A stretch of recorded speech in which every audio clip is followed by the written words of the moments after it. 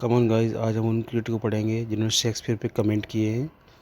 About critic से कौन सा क्रिटिक कहते हैं अबाउट शेक्सपियर प्ले और कैरेक्टर, यानी कौन क्रिटिक्स जो है शेक्सपियर की प्ले और शेक्सपियर की कैरेक्टर पर कमेंट करते हैं या क्या कहा है उन्होंने जो है। तो फर्स्ट है अ play of star crossed lover. इसमें स्टार क्रॉस्ड लवर को दिखाया गया है, यानी एक ऐसा प्ले जिसमें स्टार क्रॉस प्रेमियों को दिखाया गया है और ये बेस्ड है किस पर, इटालियन स्टोरी पर बेस्ड है पूरा।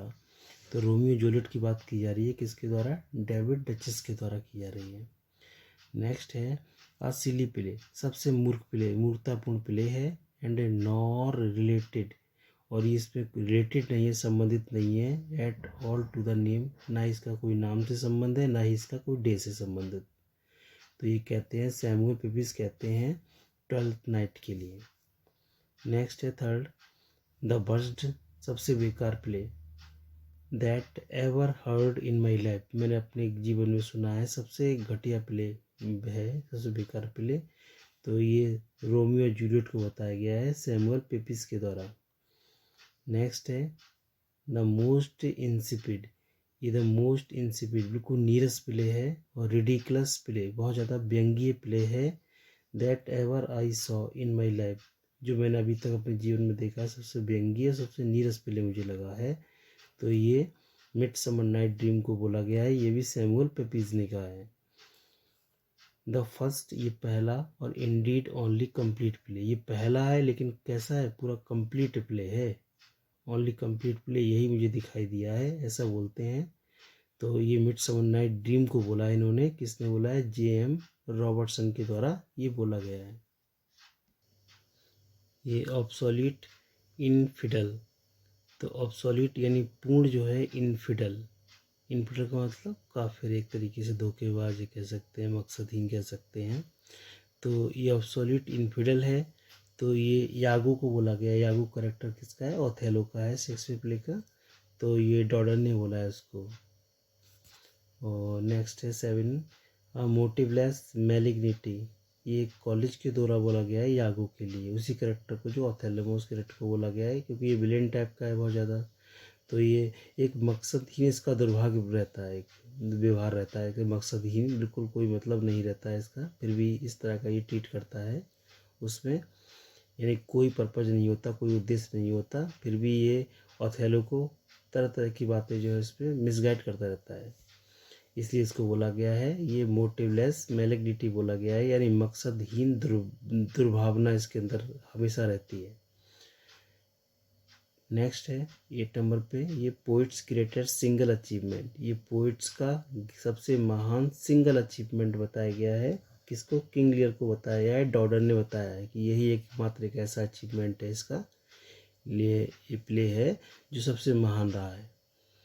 नेक्स्ट है Othello does not kill Desdemona, ये ओथेलो ने डेस्डिमोना को नहीं मारा इन जेलसी, यानी ईर्ष्या में नहीं मारा, but in the convictions forced upon him, और उस पर जो है एक दबाव डाला गया है, एक तरीके से कह सकते हैं कि उस पर एक अलौकिक शक्ति जो उसके अंदर अलौकिक कला थी, किसके अंदर, यागो के अंदर, तो उसने उसको फोर्स किया by the almost super human art of Iago, Iago की जो सुपर ह्यूमन आर्ट थी, यानी यागो की लगभग जो है अलौकिक कला द्वारा जो है उस पर थोपे गए, यानी जो उस पर फोर्स किया गया, थोपे गए जो दृढ़ विश्वास था, उसके द्वारा ही मारा गया, उसने मारा, यानी ओथेलो ने जो है डेस्डिमोना को मारा, यानी जैसे जैसे उसने उसको मिसगाइड किया यागो ने जो है, तो यागो की बात पर उसे बिलीफ हो गया, बिल्कुल विश्वास हो गया, हाँ वास्तव में यागो सही कह रहा है, और उसी का रिजल्ट ये हुआ कि उसने डेस्डिमोना को मार दिया। तो ये कौन कह रहा है, ये कॉलेज कह रहे हैं, कॉलेज करते हैं कमेंट ऐसा।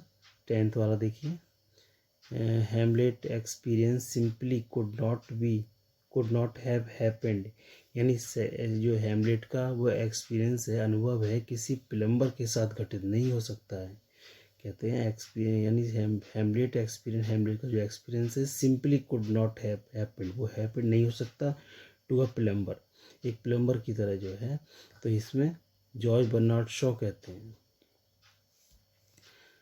नेक्स्ट है हैदर जो मूवी बनी है, हैदर हिंदी फिल्म है, किस पर बेस्ड है? हैमलेट पर बेस्ड है।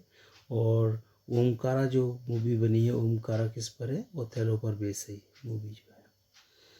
13 वाला देखिए, आर द कमेंटेटर्स, जितने कमेंटेटर्स हैं ऑन हैमलेट रियली मैड, वास्तव में हैमलेट में जितने करेक्ट कमेंटेटर हैं, जो भी कमेंट करते हैं, वो वास्तव में या तो पागल हो गए हैं और ओनली प्रिटेंड टू बी, या फिर वो पागल होने का दिखावा कर रहे हैं। ऐसा कौन कहते हैं? ऑस्कर वाइल्ड बोलते हैं।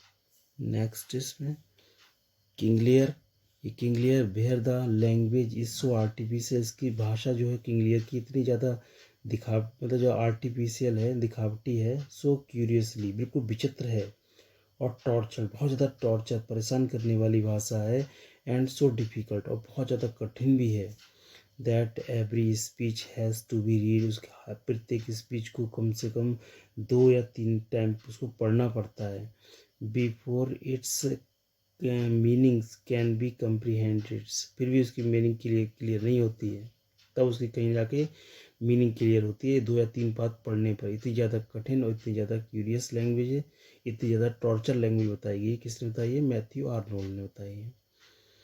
An artistic failure, artistic failure किसने बोला है? फेलियर बोला है किसने? टी.एस. इलियट ने बोला है ऑन हैमलेट।